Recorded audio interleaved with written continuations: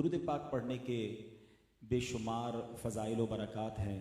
کعبے کے بدر الدجا، طیبہ کے شمس الضحیٰ صلی اللہ تعالیٰ علیہ وسلم کا فرمان عالی شان ہے، جس کا مضمون ہے کہ جو کوئی شخص مجھ پر دن بھر میں 50 مرتبہ درود پاک پڑھے، کل بروز قیامت میں اس سے مصافحہ کروں گا۔ اب مجھے بتائیے، نبی پاک صلی اللہ تعالیٰ علیہ وسلم کا بروز قیامت دیدار ہو جانا یہ بھی بہت بڑی نعمت ہے، ان کے قریب ہو جانا یہ اور بڑی نعمت ہے، مگر سرکار دو عالم علیہ السلام سے ملاقات ہی نصیب ہو جائے تو پھر تو سبحان اللہ، اس سے بڑی سعادت کیا ہوگی۔ نبی پاک کا جسم مبارک کسی کے جسم سے ٹچ ہو جائے تو اسے جہنم کی آگ بھی نہیں جلائے گی، انشاءاللہ بخشش کا پروانہ گویا مل جائے گا۔ تو اپنی زندگی میں درود پاک کثرت سے شامل کیجئے۔ آئیے محبت کے ساتھ بآواز بلند درود پاک پڑھ لیجئے۔ صلو علی الحبیب صلی اللہ تعالی علی محمد صلی اللہ علیہ وسلم۔ محرم الحرام جہاں ہمیں بہت سارے تاریخی واقعات کو یاد دلاتا ہے، عاشورے کا دن بالخصوص امام علی مقام امام حسین رضی اللہ تعالیٰ عنہ کا ہم ذکر خیر کرتے ہیں، وہی محرم کے آخر میں ایک ایسی عظیم ہستی کا ذکر خیر ہم کیا کرتے ہیں، 21 محرم الحرام۔ یہ عظیم صحابی رسول، عاشق مصطفیٰ، مؤذن رسول حضرت بلال حبشی رضی اللہ تعالیٰ عنہ کا یوم وصال ہے۔ آپ رضی اللہ تعالیٰ عنہ سابق الاسلام ہیں، یعنی آپ نے ابتدائے اسلام ہی میں ایمان قبول کر لیا تھا۔ غلامی سے آزادی سے لے کر نبی پاک علیہ السلام کے وصال ظاہری تک حضرت بلال حبشی نبی پاک کی خدمت میں حاضر رہے۔ آپ مؤذن رسول بھی ہیں اور آپ کی ایک اور ذمہ داری تھی، آپ خازن مصطفیٰ علیہ السلام بھی ہیں، یعنی خزانچی بھی تھے۔ پیارے آقا کے گھر کے اور تمام معاملات کے جو مالی معاملات تھے اس کو ٹیک کیئر کرنا، اس کو حساب اور کتاب رکھنا، جو خیرات زکوٰۃ نبی پاک جو تقسیم فرماتے تھے لوگوں میں، اس تقسیم کا حساب رکھنا بھی وہ حضرت بلال حبشی کی ذمہ داری تھی۔ اللہ پاک کے آخری نبی رسول ہاشمی علیہ السلام کے وصال ظاہری کے بعد حضرت بلال ملک شام تشریف لے گئے، آخر تک وہیں رہے، اور 20 سن ہجری میں یعنی 21 محرم 20 سن ہجری میں آپ اس دنیا فانی سے رخصت ہوئے۔ آپ کا مزار مبارک آج بھی ملک شام میں موجود ہے۔ آپ کی زندگی کے بہت خوبصورت واقعات ہیں، ایسے ایسے واقعات ہیں کہ اگر تفصیل سے حضرت بلال کو پڑھیں اور سنیں تو آنکھیں اشک بار ہو جاتی ہیں کہ اس مرد کلندر نے ایمان لانے کے بعد جتنی تکلیفیں اٹھائی ہیں، جس قدر آپ کو مار پڑی ہے، اللہ اکبر۔ مختصراً میں آپ کو ان کی زندگی کا پہلے واقعہ کہ ایمان لانے کے بعد ان کے ساتھ پرابلم کیا ہوا۔ ہی از فرام افریقہ، پہلے یاد رہے وہ حبشہ کے تھے، اور حبشہ آج کے دور میں ایتھوپیا کو کہا جاتا ہے۔ اور یہ بھی عجیب سی بات ہے جو شاید بہت سارے لوگوں کو نہیں پتہ ہوگی کہ مکہ پاک کے بعد مدینہ طیبہ پہنچنے سے پہلے اسلام حبشہ میں پہنچا تھا، یعنی دوسرا وہ شہر جہاں اسلام پہنچا مکہ پاک کے بعد، کیونکہ پہلی ہجرت جو ہوئی تھی نبی پاک نے چند صحابہ کو جو حبشہ بھیجا تھا، حضرت عثمان غنی بھی اس میں تشریف لے گئے تھے، اور بھی صحابہ تھے، حضرت جعفر طیار رضی اللہ عنہ بھی اس میں ساتھ تھے۔ تو اسلام کی روشنی افریقہ میں خود الحمدللہ ایتھوپیا گیا تو وہ اتنا فخر سے بتاتے ہیں کہ یہ دار الہجرت ہے، اور اولین اسلام جن ملکوں میں پہنچا ہے اس میں نمبر 1 جو ہے وہ ایتھوپیا ہے، وہ حبشہ ہے۔ حضرت بلال حبشی وہاں کے تھے۔ اچھا، اب مکے میں رہتے تھے، ایمان لے آئے مگر غلام تھے۔ اب جب بندہ غلام ہوتا ہے تو اس کی اپنی مرضی نہیں چلتی ہے۔ آپ کا جو آقا تھا امیہ بن خلف اس قدر ظالم بادشاہ تھا کہ وہ حضرت بلال حبشی کو بڑی شدت کے ساتھ مارا کرتا تھا، اتنا مارتا تھا کہ جو مکے مدینے گئے ان کو پتا ہے کہ وہاں کا ہاٹ ویدر، وہاں کی گرمی کتنی آسان نہیں ہوتی کہ بندہ وہاں ننگے پیر مٹی پہ پیر رکھ سکے، اور پھر ریگستان کی مٹی کتنی گرم ہو جاتی ہے۔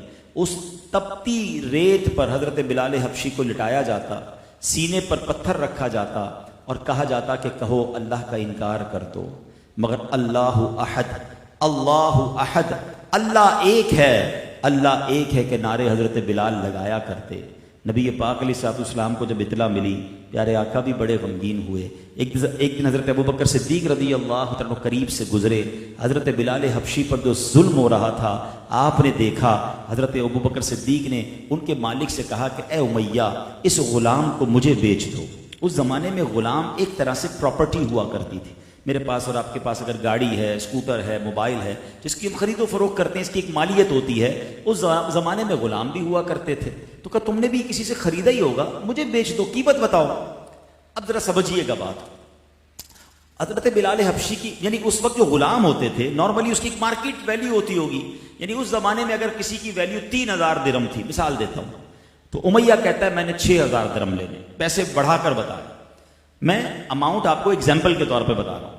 سیدنا ابوبکر صدیق رضی اللہ عنہ فرمایا مجھے منظور ہے، 6000 میں میں نے خریدا۔ کہا نہیں اب میں نے 8000 میں دینا ہے، اور بڑھا دیا۔ کہا 8000 میں ٹھیک ہے ڈن ہو گیا۔ کہا نہیں 10000 میں دینا ہے۔ حضرت ابوبکر صدیق اوکے کرتے جاتے، امیہ قیمت بڑھاتا جاتا، آخر کار ایک بہت بڑی اماؤنٹ میں حضرت ابوبکر صدیق اور امیہ بن خلف کی ڈیل ڈن ہو گئی۔ اب امیہ کہتا ہے اے ابوبکر میں نے تمہارے بارے میں بڑا سنا ہے کہ تم بہت بڑے بزنس مین ہو، اور تم جو بھی سودا لیتے ہو بڑا چھان پھٹک کے بڑا کس کے لیتے ہو، تمہاری ڈیل کے چرچے ہیں، مگر تم نے ایک حبشی غلام کو اتنا مہنگا خرید لیا، میں تو تمہیں بہت بڑا کاروباری سمجھتا تھا۔ اللہ اکبر۔ حضرت ابوبکر صدیق نے وہ تاریخی الفاظ ارشاد فرمائے اے امیہ تمہیں کیا پتا بلال کی قیمت کیا ہے، تم اس سے زیادہ مانگتے میں اس سے زیادہ دیتا۔ اللہ اکبر۔ حضرت بلال کی رقم پے کرتے ہیں، حضرت بلال کو آزاد کرتے ہیں، نبی پاک علیہ السلام کی خدمت میں لے کر آتے ہیں اور آقا کو بتاتے ہیں آقا بلال حاضر ہے، بلال کو آزاد کروا کے لایا ہوں۔ نبی پاک اتنے خوش ہوئے کہ سرکار دو عالم علیہ السلام فرماتے ہیں اے ابو بکر بلال کو آزاد کرنے میں جتنی رقم خرچ کی ہے اس میں سے کچھ پیسے میرے بھی شامل کر لو۔ اللہ اکبر۔ حضرت ابو بکر صدیق کی آنکھوں میں آنسو آ گئے، کہتے حضور میرا جو کچھ ہے سب آپ کا ہے، اگر میں نے کچھ خرچ بھی کیا ہے حضور وہ بھی آپ کا ہے۔ اللہ اکبر۔ یہ شان ہے حضرت بلال حبشی رضی اللہ عنہ کی، مگر انہوں نے اس کے بعد غلامی کا حق ادا کیا، پھر نبی پاک کے ساتھ صبح و شام خادم بن کر رہے۔ حضرت بلال حبشی کی اذانیں سبحان اللہ بڑی مشہور ہیں، مگر آج چونکہ ایک فیملی اجتماع ہے اور اسلامی بہنیں بھی پردے میں مجھے سن رہی ہیں، میں حضرت بلال حبشی کی زندگی کے بہت سارے مزید واقعات، اور وہ واقعہ جب آپ نے نبی پاک کے پردہ فرمانے کے بعد مدینے میں واپس آ کر اذان دی، وہ ہماری آنکھوں کو اشکبار کر دیتا ہے۔ مگر آج میں حضرت بلال حبشی کی سیرت کی ایک دو باتیں وہ پیش کروں گا جو ہمارے فیملی کے معاملات سے بڑی ریلیٹڈ ہیں۔ سبحان اللہ۔ حضرت بلال حبشی اور نبی پاک کا پیار کیسا تھا کہ نبی پاک علیہ الصلوۃ والسلام حضرت بلال حبشی کے ایک بار گھر تشریف لائے۔ اب ذرا سوچئے کہ کونین کے والی ہیں، آقا ہیں، اور اپنے غلام کے گھر تشریف لا رہے ہیں۔ اب نبی پاک جب گھر تشریف لائے تو حضرت بلال کہ گھر والوں سے پوچھا کہ بلال گھر پر ہیں؟ تو ان کی زوجہ کہتی ہیں کہ وہ تو گھر پہ نہیں ہیں۔ پھر زوجہ محترمہ نے عرض کیا یا رسول اللہ صلی اللہ علیہ وسلم، مگر وہ جب گھر میں ہوتے ہیں نا تو ان کی زبان پر بس ایک ہی رٹ ہوتی ہے، ایک ہی جملہ ہوتا ہے قال رسول اللہ، قال رسول اللہ، یعنی آج نبی پاک نے یہ فرمایا، آج میرے آقا نے یہ فرمایا۔ حضور جب وہ گھر بھی آتے ہیں تو آپ ہی کی باتیں کرتے ہیں، آپ ہی کا نام لیا کرتے ہیں، آپ کی حدیثیں سناتے ہیں۔ سبحان اللہ۔ جب ان کی زوجہ نے یہ گواہی دی تو پیارے آقا علیہ الصلوۃ والسلام نے کیا کہا؟ نبی پاک علیہ الصلوۃ والسلام فرماتے ہیں ما حدثک عنی بلال فقط صدقہ، بلال میری طرف سے جو بھی حدیث بیان کرتا ہے وہ سچ ہے، بلال لا یکذب، بلال جھوٹ نہیں بولتا ہے۔ آئے ہائے، حضرت بلال کی قسمت پر ہماری جانیں قربان، جن کا سچا ہونے کی جو سرٹیفکیٹ دے رہے ہیں، سچا ہونے کی تصدیق فرما رہے ہیں، وہ اللہ کے حبیب فرما رہے ہیں کہ میرا بلال جھوٹ نہیں بولتا ہے۔ سبحان اللہ۔ اب یہاں دو باتیں سیکھنے کی ہیں، چونکہ میں نے یہ ٹاپک لیا اسی لیے کہ آج فیملی کے لوگ موجود ہوں گے۔ ہم اور آپ جب گھر میں ہوتے ہیں، گھر والے ہمارے حالات زیادہ اچھے جانتے ہیں۔ بعض اوقات ہم باہر تو بڑے اچھے بنتے ہیں، لوگوں میں نیک نمازی بھی ہیں، لوگوں میں جناب با اخلاق بھی ہیں، مگر کیا ہم اپنے گھر والوں کے ساتھ بھی نیک نمازی اور با اخلاق ہیں کہ اگر میرے بارے میں میرے گھر والوں سے کوئی پوچھے تو اسے کیا معلوم ہوگا؟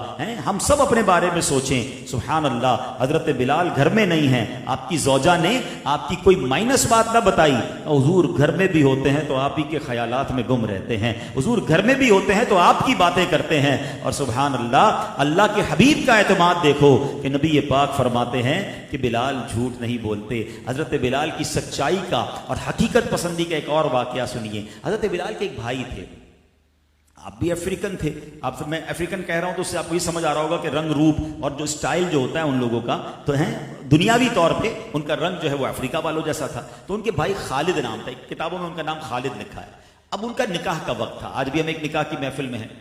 تو اب کیا ہوا, انہوں نے حضرت بلال کو ساتھ لیا کہ حضور چلیں ذرا میرے رشتے کی بات ہے. اچھا وہ سمجھے کہ موزن رسول ساتھ چل رہے ہیں اور اتنی بڑی شخصیت ہیں تو ذرا میری بھی خاندان میں بات چیت بھی اچھی ہو جائے گی. وہ حضرت بلال کو لے کر گئے کہ رشتے کی بات کرنی ہے. تو اب لڑکی والے سامنے بیٹھے, حضرت بلال اور ان کے بھائی ساتھ بیٹھے, اور حضرت بلال نے اپنے بھائی کا رشتے کے لیے گئے تھے. تو حضرت بلال کہتے ہیں کہ آپ ہمیں جانتے ہیں؟ لڑکی والوں سے کہتے ہیں یہ میرے بھائی ہیں, ٹھیک ہے, اور ہم پہلے غلام تھے, اللہ پاک نے ہمیں آزادی عطا فرمائی ہے. ہم گمراہی میں تھے, اللہ پاک نے اپنے نبی علیہ الصلوۃ والسلام کے ذریعے ہمیں ہدایت عطا فرمائی ہے. ہم غریب تھے, اللہ پاک نے ہمیں غنی کر دیا ہے. اپنا سارا بیک گراؤنڈ بتا دیا اور کہا اگر آپ کو رشتہ کرنا ہے تو آپ رشتہ کر دیجئے. ہم ایسے لوگ تھے, اب اللہ نے ایسا کر دیا ہے. اللہ اکبر. پسند نہیں ہے تو بھی کوئی بات نہیں, ہم چلے جائیں گے. اگر آپ کو رشتہ نہیں کرنا تو ہم چلے جائیں گے. حضرت بلال کے بھائی دیکھ رہے ہیں کہ میرا بھائی تعارف کیسے کروا رہے ہیں, بتا رہے ہیں ہم پہلے غلام تھے, اب آزاد. ٹھیک ہے غلام تھے, بتانا ضروری تو نہیں تھا. حضرت بلال نے سب بتا دیا. اب لڑکی والے بھی کتنے سعادت بنتے, کہتے ہیں ہمیں آپ کی پیشکش منظور ہے. انہوں نے فوراً رشتہ قبول کر لیا. اب جب واپس گئے تو حضرت بلال کے بھائی کہتے ہیں بھائی جان میں آپ کو لے کر گیا, آپ نے تو ساری باتیں بتا دی ان کو, کچھ تو چھپا لیتے. ہم غلام تھے یہ بھی بتا دیا, ہم غریب تھے یہ بھی بتا دیا, ہم مسلمان نہیں تھے یہ بھی آپ نے بتا دیا, ساری باتیں بتا دی. ہائے ہائے. حضرت بلال کہتے ہیں میں نے سچ بولا ہے اور اسی سچ کی بدولت تمہارا رشتہ طے ہو گیا ہے. اب یہ بات اتنی زبردست ہے جو آج کے معاشرے میں بہت زیادہ ڈیزاسٹر بن رہی ہے کہ نارملی رشتے کے وقت بہت چیزیں بڑھا چڑھا کر بتائی جاتی ہیں کہ جناب ہم تو یہ ہیں تو ہمارا اتنا بچہ لڑکا اتنا کماتا ہے. اچھا لڑکی والوں کی طرف سے بھی بہت لمبی لمبی لسٹیں بتا دی جاتی ہیں کہ ہماری لڑکی کو یہ سارے کام آتے ہیں. رشتے کے بعد پتہ چلتا ہے کہ نہ یہ وہ تھا, نہ یہ وہ تھا یا وہ تھی.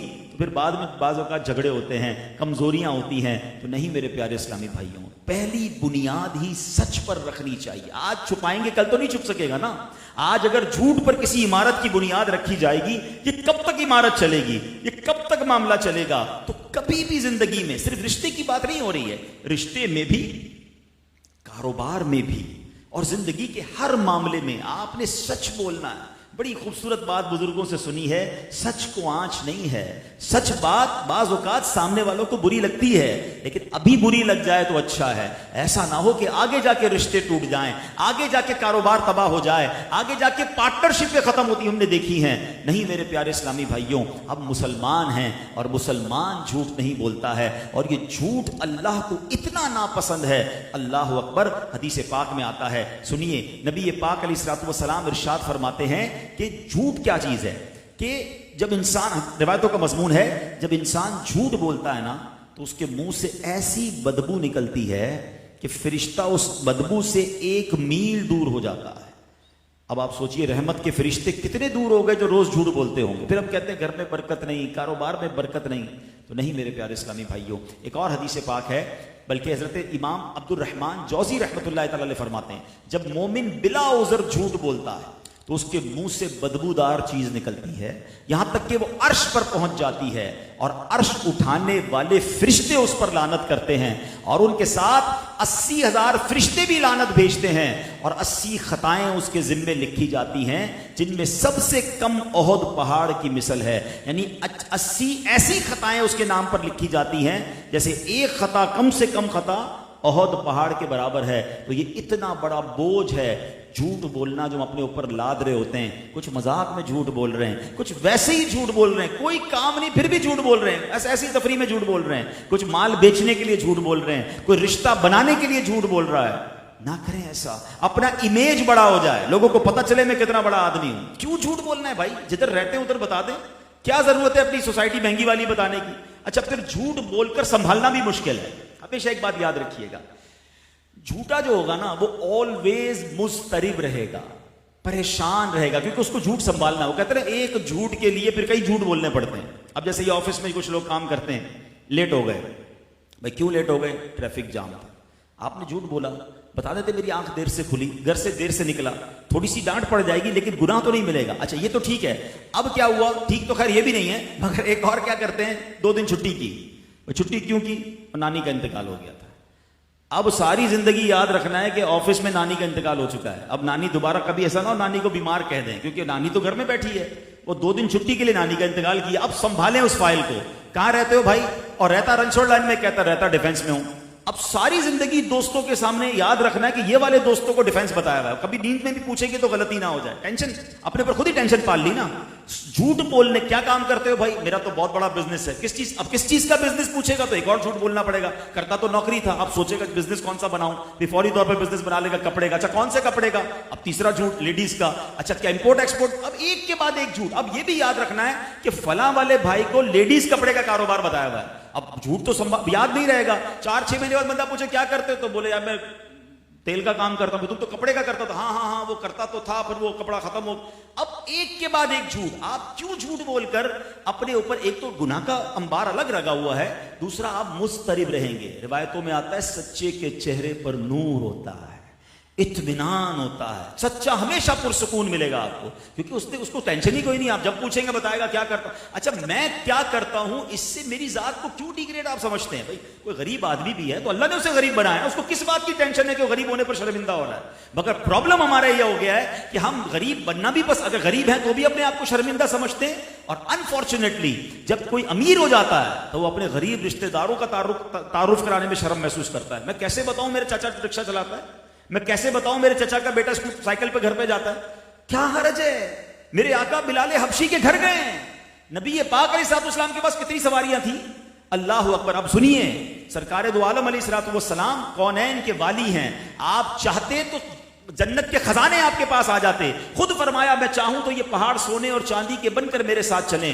مگر نبی پاک نے اختیاری طور پر غربت والی زندگی گزاری. علماء نے اس پہ بڑا ڈیبیٹ کیا کہ پیارے آقا رب کے حبیب ہیں، یہ کائنات جب ان کے لیے بنائی گئی، آپ بہترین گھروں میں رہتے، آپ بہترین پوشاک استعمال کرتے، آپ مہنگی ترین خوشبوئیں استعمال کرتے، زبردست سواریاں استعمال کرتے، آپ کیوں فقر و فاقہ میں رہے؟ آپ کیوں چٹائی پر سوتے رہے؟ آپ نے کیوں جناب مٹی کے برتن میں کھانے کھائے؟ اللہ اکبر. علماء نے اس کی بہت خوبصورت حکمت بیان کی. فرمایا اگر میرے آقا شاہانہ زندگی گزارتے نا تو جو غریب امتی ہوتے وہ سارے سوچتے رہتے کہ ہم سنت پر عمل کیسے کریں گے، ہم کہاں سے کروڑ روپے کا لباس پہنے، ہم کدھر سے جناب 5 لاکھ کی خوشبو لگائیں، ہم کدھر سے جناب مرسیڈیز کار لیں. نبی پاک کا تو اس زمانے میں سب سے مہنگا گھوڑا تھا، آج کی سب سے مہنگی سواری تو یہ ہے. وہ غریب تو مر جاتا. نبی پاک نے غربت والی زندگی گزاری کہ ہر غریب مسلمان خوشی خوشی نبی پاک کی سنت پر عمل کرتا چلا جائے. اور اگر امیر کو سنت پر عمل کرنا ہے تو وہ اپنے آپ کو ڈاؤن لائے، اپنی زندگی میں سادگی لائے تاکہ نبی پاک کی سنت پر عمل کر سکے. تو ایسے میرے آقا ہیں. تو ہم کس بات کی شرم میں مبتلا ہو کر جھوٹ بولنا شروع کر دیتے ہیں. اور یہ جھوٹ کس طرح خاندانوں کو برباد کرتا ہے. اور کچھ لوگ جھوٹے لوگ ہوتے ہیں. یاد رکھیے کہ جھوٹ بولنا بھی نہیں ہے اور جھوٹوں کو قریب رکھنا بھی نہیں ہے. قرآن کہتا ہے کونوا مع الصادقین، سچوں کے ساتھ ہو جاؤ. ہمیں تو اچھا ہی دوست وہ لگتا ہے جو لمبی لمبی اور پرانی ایسی عجیب عجیب باتیں کرے اور ہم اس کے ساتھ جناب ہنسی مذاق کر رہے ہوتے. نہیں، جھوٹوں کے ساتھ نہیں رہنا ہے. آپ بتائیے، خود آپ کو جملہ پتا ہے جھوٹے پر خدا کی لعنت. جس پر لعنت برس رہی وہ میرا دوست ہے تو مجھ پر بھی برسے گی نا، اس کا ریفلیکشن آئے گا. یاد رکھیے گا. اب یہ آخری واقعہ میں آپ کو سناتا ہوں جس سے میری بہنوں کو بھی سبق لینا ہے اور میرے بھائیوں کو بھی سبق لینا ہے. واقعہ کیا تھا کہ ایک شخص تھا، تاجر تھا ایک زمانے میں، اس کے پاس بڑے پیسے تھے. اب اس کی شادی ہوئی. شادی کے بعد اللہ نے اس کو بڑی اچھی بیوی عطا فرمائی. اس کو اپنی بیوی سے پیار بھی بہت تھا. اس نے کہا میری زوجہ کہاں گھر میں کام کرے گی. اس زمانے میں بھی غلام وغیرہ بکتے تھے. اس نے کہا جاتا ہوں کوئی اچھا سا غلام لے آتا ہوں اور میری زوجہ کا وہ گھر بار کا سارا سودا سامان بھی لائے گا، خدمت بھی کرے گا. تو اس نے جناب ایک بڑے اچھے غلام کی نظر آیا، بڑا ہیلدی سا، بڑا مضبوط توانا آدمی تھا. کہا یار یہ سارے کام کر دے گا. تو بڑی کم قیمت پہ اس کا مالک اسے بیچ رہا تھا. مثال کے طور پہ اس زمانے میں 10,000 روپے کی ویلیو تھی. کہ 5,000 میں یہ غلام دیا، 5,000 میں دیا. کہا یار اتنا فٹ فاٹ بندہ ہے، 10,000 کی ریٹ چل رہا ہے مارکیٹ میں، 5,000 میں کیوں دے رہے ہو؟ کہ ایک فالٹ ہے اس میں ایک غلطی ہے، اس میں ایک پرابلم ہے. پرابلم کیا ہے؟ کہ سال میں ایک بار جھوٹ بولتا ہے، پورے سال میں ایک بار جھوٹ بولتا. کہا بس ایک بار جھوٹ بولتا ہے. اب شاید اس زمانے میں اس نے کہا کہ میں تو روز بولتا ہوں. کوئی بات نہیں، آدھی قیمت پہ مل رہا ہے، لے لیا اس نے۔ اب غلام لے کر گھر آیا، زبردست غلام، روز کھانا بھی پکا رہا ہے، صفائی بھی کر رہا ہے، گھر کے کام بھی کر رہا ہے، ایوری بڈی از ہیپی۔ تھوڑے دنوں کے بعد وہ دن آ گیا کہ سال میں اس کے جھوٹ بولنے کا جو دن تھا۔ اب اس ظالم نے کیا کیا، کہتا ہے کہ اس کی بیوی کے پاس جا کر کہتا ہے، اور نئی جن کی شادی ہوئی ہے اس کی بیوی کے پاس جا کر کہتا ہے کہ ذرا میری جو ہے نا بات غور سے سنیے گا، آپ کا جو شوہر ہے نا وہ کسی بڑے آدمی کی بیٹی کو چاہنے لگا ہے، اور اس کا ارادہ یہ ہے کہ وہ آپ کو چھوڑ دے گا اور آپ کے علاوہ کہیں اور شادی کر لے گا۔ وہ بیوی تو بیوی، عورت تو عورت ہی ہوتی ہے۔ اچھا ایسا بات تو سننے میں فوراً تیار ہے نا ہم، اگلا جو بھی کہے، جھوٹ کہے سچ کہے، ہم کان کے اتنے کچے ہیں کہ کوئی ہمیں کسی کے بارے میں بھی بات کرے ہم فوراً مان لیتے ہیں۔ اچھا میرا شوہر ایسا ہے۔ ایک غلام کی بات سن کر شوہر پر بدگمان ہو گئی، ہاں تمہارا شوہر بالکل پلان بنائے بیٹھا، اندر کی خبر لا رہا ہوں۔ ہمیں بھی لا کے لوگ یہ کہتے ہیں نا، بھائی صاحب بڑی اندر کی خبر لایا ہوں، اور ہم بھی کہا نا اچھا بتا بیٹھ چائے بھی پی بھائی، بتا اندر کی خبر کیا ہے۔ یہ لوگ ہمارے کاروبار، ہمارے اس کو حدیثوں میں چغل خور کو محبتوں کا چور کہا گیا، اور ہمیں چغل خور سب سے زیادہ پسند ہے، جو ہمیں کبھی ادھر کی لگائی کبھی ادھر کی بجھائی۔ اس میں عورتیں بھی ہوتی ہیں اور اس میں ایسے مرد بھی ہوتے ہیں۔ اب سنیے، وہ عورت کہتی ہے اچھا میرا شوہر ایسا، کہا بالکل پکی اندر کی خبر لایا، حل بھی بتا۔ ایک حل ہے، میں ایک بابا کو جانتا ہوں، وہ کچھ پڑھائی کرے گا آپ کے شوہر کا ارادہ بدل جائے گا۔ جلدی بتا کیسے کرنا ہے؟ کہ بس آپ اپنے شوہر کے گلے کے پاس جو بال ہے نا 3-4 بال مجھے کاٹ کے دے دو، بس پھر میں عمل کروا دوں گا۔ اچھا ٹھیک ہے، یہ استرا لے لے، اس استرے سے آپ رات کو سوئے تو کاٹ لیجیے گا۔ کہا ٹھیک ہے۔ اب گیا شوہر کے پاس، کہا جی صاحب اندر کی خبر لایا ہوں، بڑی خطرناک بات ہے۔ بولا کیا بات ہے؟ کہا آپ کی بیوی کے پلان ٹھیک نہیں ہیں۔ کہا کیا پلان ہے؟ بولا آپ کو قتل کرنا ہے اس کو، اس کا ارادہ آپ کو قتل کرنے کا ہے اور آپ کے ساری جائیداد پر قبضہ کرنے کا ہے، اور کسی اور کے ساتھ شادی کرنی ہے۔ کہا ایسا ہو ہی نہیں سکتا، اتنا پیار اتنی محبت ہمارے اندر، نئی شادی ہوئی ہے، وی آر سو ہیپی۔ کہا نہیں میں آپ کو صحیح بتا رہا ہوں، یقین نہ ہے تو رات کو دیکھ لیجئے گا، پھر آنکھیں کھلی رکھیے گا، جاگتے رہیے گا، آپ کی بیوی اس طرح لے کر آئے گی، آج رات کو ہی آپ کا گردن کاٹ دے گی۔ اچھا ہو تو نہیں سکتا، مگر تو کہتا ہے تو پھر بھی دیکھ لیتا ہوں۔ رات کو بستر پر آندھی آنکھیں بند، آندھی آنکھیں کھلی، تیار بیٹھا ہے۔ ایسا ہی ہوا، بیوی آئی بیچاری، اس کو دوسری پٹی پڑائی ہوئی تھی، وہ جیسی اس طرح کو گردن کے قریب لے کر آئی، مرد کی تو سٹی گم ہو گئی کہ واقعی مجھے قتل کرنے آئی ہے۔